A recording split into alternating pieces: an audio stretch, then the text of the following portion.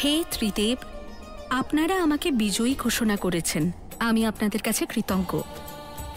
কিন্তু অসুরানী পৌলমীও নিজের মনকে নিয়ন্ত্রণ করার যথাসম্ভব প্রয়াস করেছিলেন। ওনারও পুরস্কার পাওয়া উচিত। দেবী সন্তোষী, আপনার সুপারিশের কোনো প্রয়োজন নেই। আপনি জয়ী হয়েছেন, কিন্তু আমিও সর্বশক্তি প্রয়োগ করেছি এখানে পৌঁছানোর জন্য। সকল দেবগণ এবং ত্রিদেবকে এটা স্বীকার করতেই হবে যে আসল বিজয়ী আমি। অসুররানী পৌলমী, আমি আপনার পরিশ্রম আর আপনার আত্মবিশ্বাস দুটোরই প্রশংসা করছি।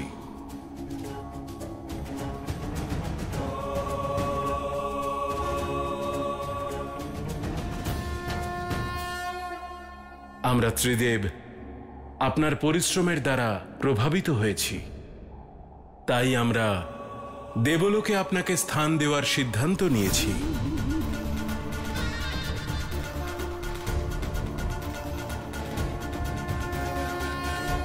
আপনি সত্যি বলছেন মহাদেব? হ্যাঁ,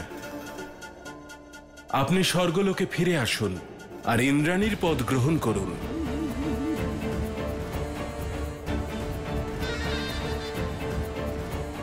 অসংখ্য ধন্যবাদ মহাদেব, না মানে ত্রিদেব।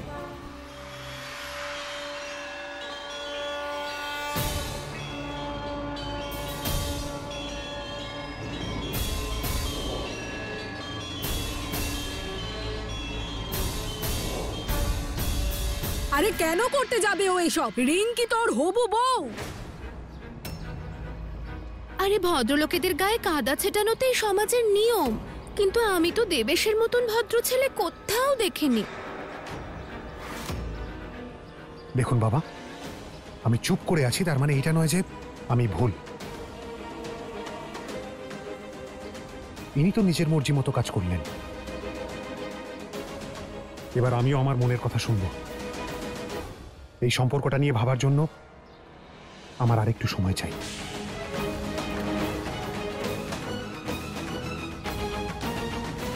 এই, যে নাটক শুরু করেছ তা শেষ করো, এক্ষুনি ক্ষমা চাও। বাবা, একবার তুমি ওর কথাটা শোনো। ও অকারণে কারোর গায়ে হাত তুলবে কেন? এই তুই থাম।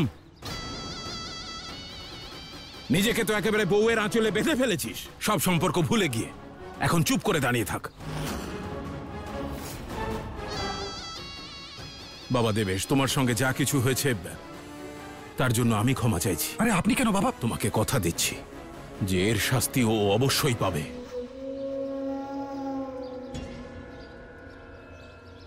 ওকে তো এখনই আমি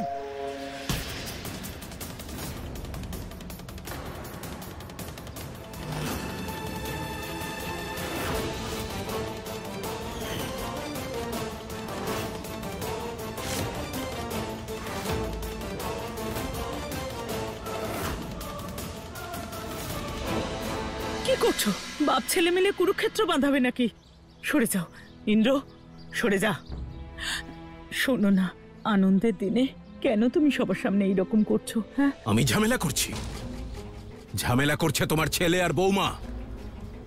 বাড়িতে আনন্দ হতে দেখলেই সেটা যেভাবে হোক নষ্ট করে।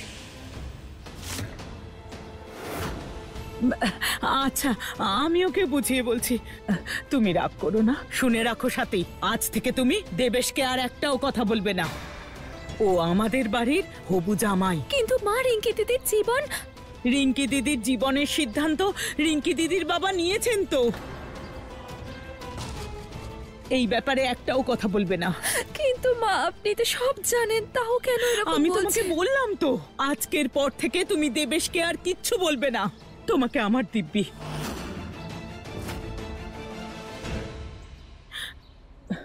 শুনে রাখো, তুমি যদি এই বিয়েতে আর কোনো রকম বাধা দাও, তাহলে তুমি আমার মরা মুখ দেখবে।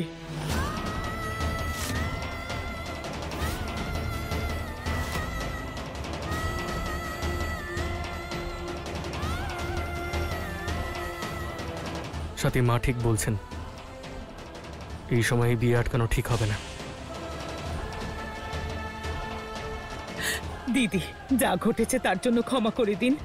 আমরা কোনো মনোমালিন্য চাই না। খুব সহজ তাই না মা? সবকিছু করে নেওয়ার পর ক্ষমা চেয়ে নাও।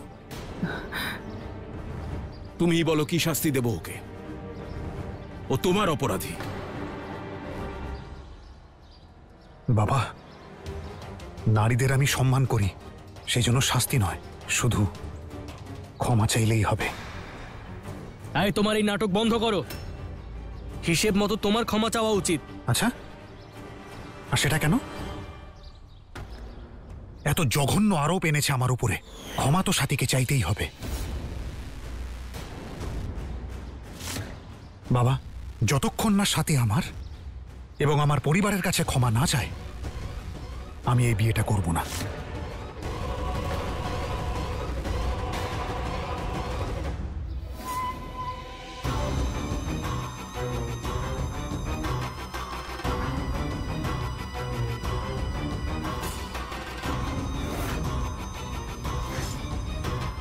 চলো মা, অনেক থেকেছি লোক সমাজে, আর অনেক পেয়েছি মান সম্মান। অনেক হয়েছে বাবা। দিদি,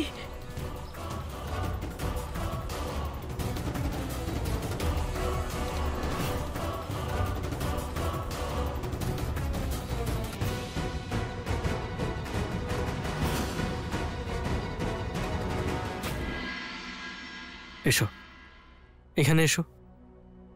ইন্দ্র, বসো। আমি ঠিক আছি, চিন্তা করো না। যাও গিয়ে জামাটা পাল্টে এসো, যাও। শোনো, আগে বসো। বসো। এবার শোনো, তুমি আর কারোর ব্যাপারে ভাববে না, শুধু বিশ্রাম করবে। আমি বিশ্রামই নিচ্ছি ইন্দ্র। ভালো করেই জানি তোমার বিশ্রাম নেওয়া। কিছুক্ষণ ঘুমোবে, তারপর আবার কাজে লেগে পড়বে। সন্ধেবেলা হোলির উৎসবে যত অতিথি আসবে তাদের দেখাশোনা করার জন্য। আচ্ছা, চিন্তা করো না তুমি। কিন্তু ইন্দ্র, দেবেশ। আরে আবার সেই দেবেশ দেবেশ, ভুলে যাও ওই নোংরা লোকটাকে। আর বাইরে এখন যা হলো সেসব মাথায় একদম রেখো না। এত ভাবলে তোমার শরীর খারাপ করবে তো। কিন্তু ইন্দ্র, রিঙ্কি দিদির দায়িত্ব তো আমাদেরই। ওর সঙ্গে খারাপ কিছু হতে দেখতে পারবো না। তোমার কি মনে হয় আমি দেখতে পারবো? দেখো সাথী, তুমি রিঙ্কির জন্য অনেক ভেবেছ, আর ওই দেবেশ টেবেশকে আমি দেখে নেব।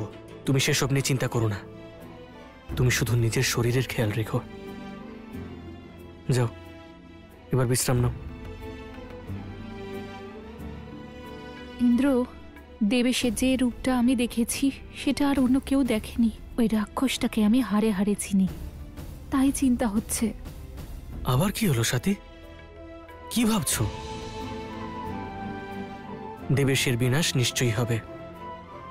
কাল সন্তোষী দিদির সঙ্গে দেখা করতে যাব। ওনার কাছে আমাদের এই সমস্যার সমাধান নিশ্চয়ই আছে। তুমি ঠিকই বলেছ ইন্দ্র, একমাত্র সন্তোষী দিদি পথ দেখাতে পারে।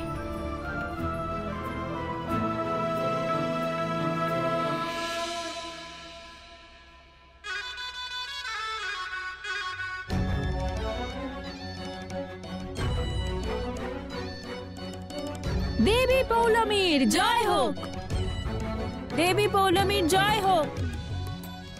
আসুন প্রিয়ে, আসন গ্রহণ করুন।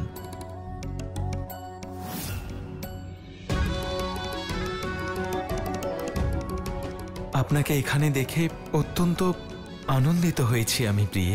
একটা মুহূর্তও এমন কাটেনি যখন এই রাজ সিংহাসনের কথা আমার মনে পড়েনি। দেবী পৌলমী, আপনাকে স্বাগত। আমরা খুব খুশি হয়েছি। আপনার আগমন বার্তা আমি গুরু শুক্রাচার্যের কাছে পৌঁছে দিয়েছি। তবে এবার থেকে আপনাকে সাবধানে থাকতে হবে, কারণ আপনি দ্বিতীয়বার সুযোগ পেয়েছেন। মনে রাখবেন, ত্রিদেবের দৃষ্টি কিন্তু আপনার উপরেই থাকবে। আমি আর কিছুই করব না, শুধু একটা কাজ ছাড়া। আপনি কি ভাবছেন আমি জানি না, কিন্তু এ কথা জানি যে দেবী সন্তোষী স্পষ্ট করেই বলেছিলেন আপনি যেন তার ভক্তের জীবনে হস্তক্ষেপ না করেন। দেবরাজেন্দ্র, হয়তো আপনি ভালো করে শোনেননি। ত্রিদেব স্পষ্ট করে বলেছিলেন যে দেবী সন্তোষী তার প্রিয় ভক্ত সাথীকে একটি বরে দিতে পারবেন। সেক্ষেত্রে কোনো দেববিধান মানতে হবে না।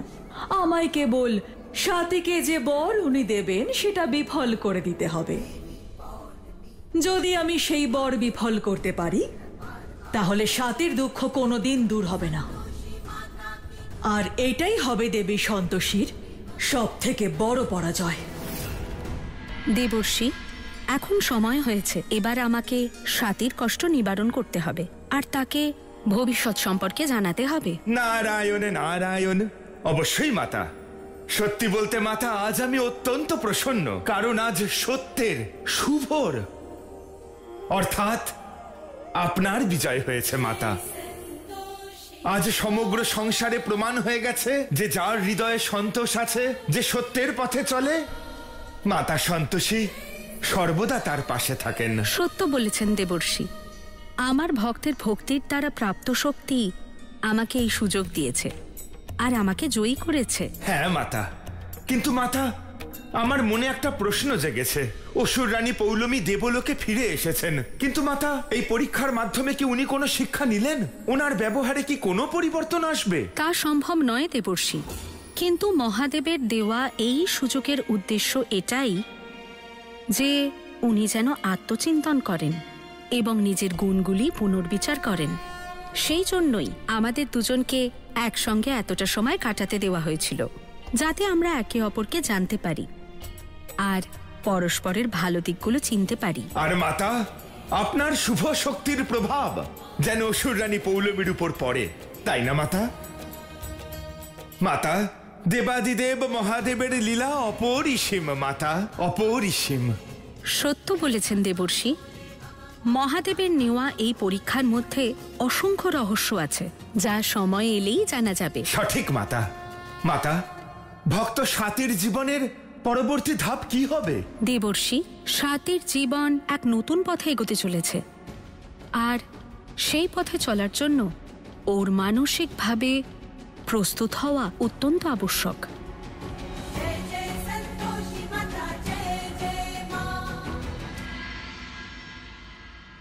রিঙ্কি দিদি,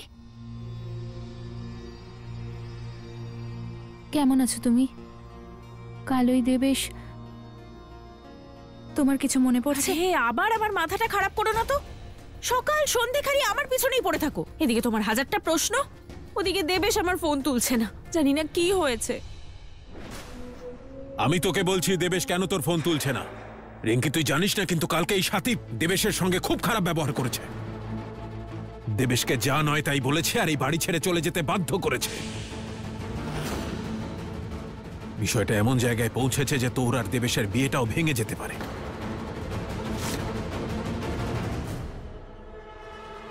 আরে তুমি কি চাও বলো তো? নিজের ননদের সংসার ভাঙতে লজ্জা করছে না তোমার? রিঙ্কি দিদি তোমাকে নেশা করিয়ে ও তোমার ক্ষতি করার চেষ্টা করছিল, সেই জন্যই আমি। চুপ করো।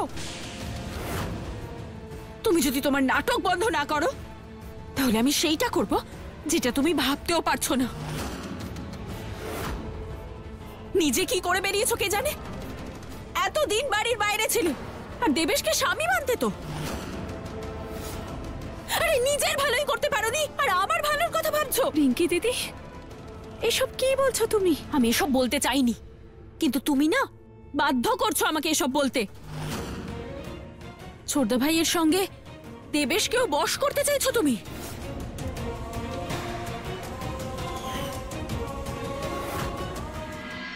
মুখে যা আসছে তাই বলে যাচ্ছিস। তো কি করবো মা?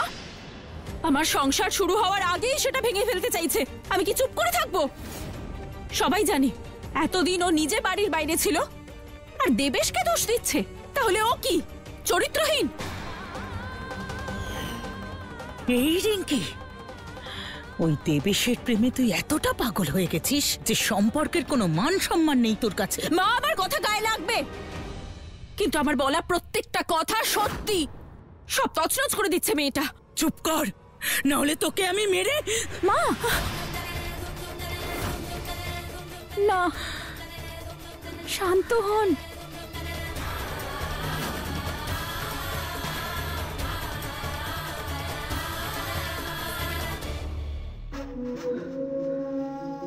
কুন্তি দেবী, আমার মেয়ে হলো আমার প্রাণ।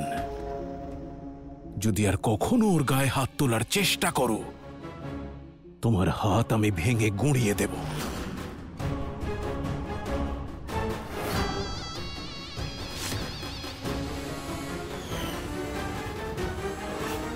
আমি বুঝতে পারছি না কি করে ওই খারাপ মানুষগুলোকে আমার পরিবারের থেকে দূরে রাখবো। দিদি জানো, মনে হচ্ছে খুব খারাপ কিছু হতে চলেছে। কেউ আমাদের বাড়িতে আগুন লাগাচ্ছে, আর কোনো গর্ভবতী মহিলাকে কেউ খুব মারছে। স্বাতী, সামলাও নিজেকে। আর দেখো এখন তুমি কোথায় আছো।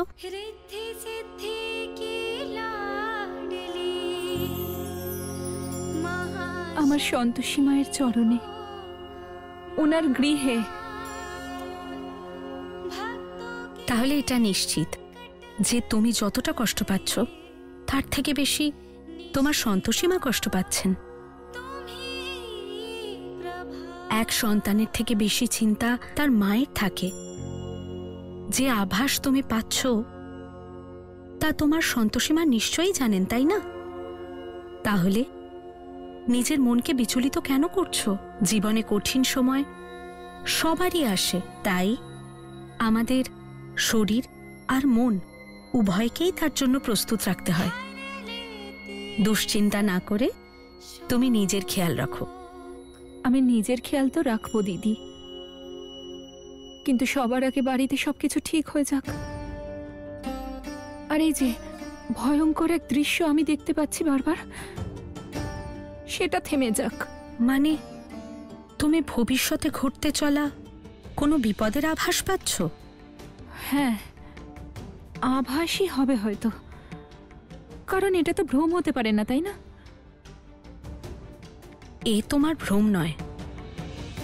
সেই জন্যই রিঙ্কি দিদির সঙ্গে যেটা হতে চলেছিল আমি আগেই সেটা জানতে পেরে গেছিলাম। কিন্তু দিদি, এটা কি সম্ভব যে কেউ ভবিষ্যতের ব্যাপারে আগে থেকেই জানতে পেরে যাচ্ছে? স্বাতী, যার মন পবিত্র হয় সে তার আরাধ্যের সান্নিধ্যে থাকে। তুমি এই শক্তি তোমার পবিত্র মনের কারণে পেয়েছো।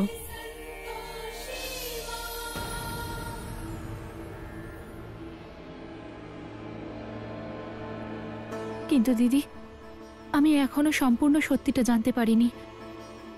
বুঝতেই পারছি না যে সে কে, যে আমার পরিবারের ক্ষতি করার চেষ্টা করছে। চিন্তা করো না, সময় এলে সেটাও জানা যাবে।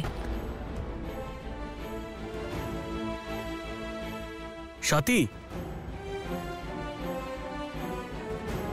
প্রসাদ নিয়ে এসেছি। দিদি, আমি এক্ষুনি আসছি।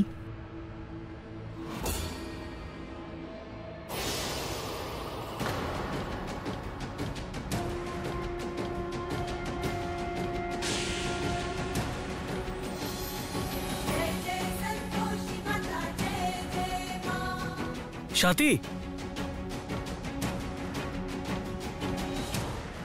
স্বাতী, কি হলো? স্বাতী,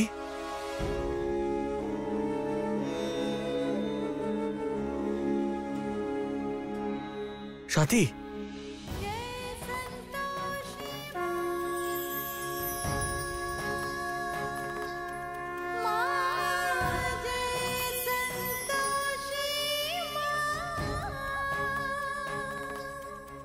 তুমি ঠিক আছো তো? ইন্দ্র, স্বাতীর কি আগেও এমন হয়েছে? হ্যাঁ, ও কিছুদিন আগেই ছাদে মাথা ঘুরিয়ে পড়ে গিয়েছিল। আমার মনে হয় তোমার ওকে ডাক্তারের কাছে নিয়ে যাওয়া উচিত। হ্যাঁ, এক্ষুনি নিয়ে যাচ্ছি। সত্যিটা যত তাড়াতাড়ি তোমরা জানতে পারবে তোমাদের পক্ষে ততই মঙ্গল। নমস্কার পুরোহিত মশাই। নমস্কার। পুরোহিত মশাই, কালকের বিয়ের জন্য একটা ভালো লগ্ন দেখুন তো।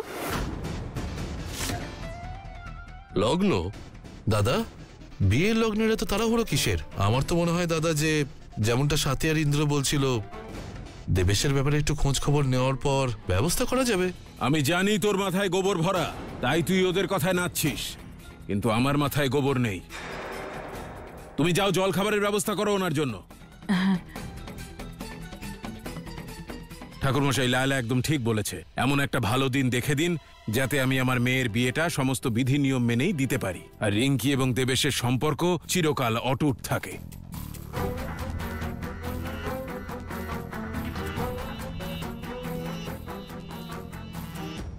সিংহাসন বাবু, কাল একটা লগ্ন আছে, কিন্তু ততটা শুভ নয়। এতে কিছু বাধা আসতে পারে। তার মানে সমস্যা তো এবারের রোজকার ঘটনা সিংহাসন বাবু। এই বাড়িতেই কিছু লোক আছে যারা এই বিয়ের বিরুদ্ধে, আর বিয়েটা আটকানোর আপ্রাণ চেষ্টা করে যাচ্ছে। ঠাকুরমশাই, আপনি বরং অন্য কোনো লগ্ন বলুন যেটাতে কোনো ত্রুটি নেই। আচ্ছা, দেখছি।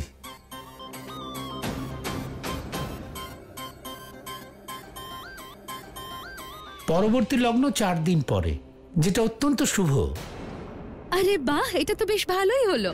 2-4টা দিন বিয়ের আয়োজন করতে করতে কখন পেরিয়ে যাবে বোঝাই যাবে না। হ্যাঁ, তা ঠিক। আচ্ছা ঠাকুরমশাই, অনেক অনেক ধন্যবাদ। আচ্ছা, আসছি, নমস্কার।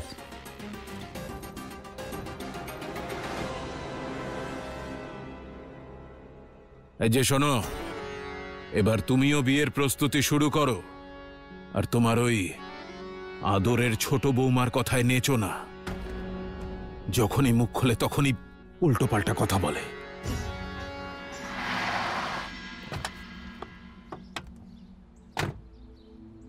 এসো সাথী। দেখো, ডাক্তার তোমাকে যা বলবেন তা কিন্তু মানতে হবে, ঠিক আছে?